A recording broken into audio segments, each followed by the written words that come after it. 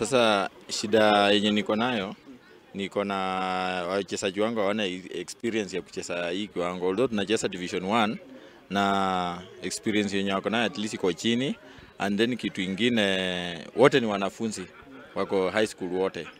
Nimelearn a lot, nimeona at least opponent wako na experience ya kucheza game, and then kipa wetu at least ni kipa wetu ananitimua training, and then miti yetu pia ilikuwa imepotea kidogo, so tunafaa kwenda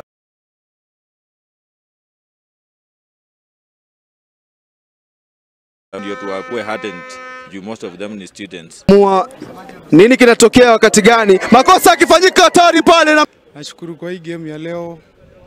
Tukianza game tulikuwa chini kama 20 minutes.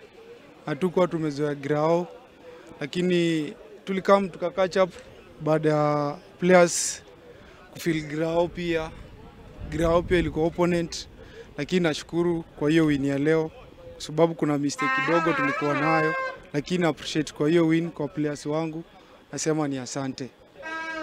This season kama mimi mwenyewe nasema wakicheza hivi tutafika pahali, tutasonga.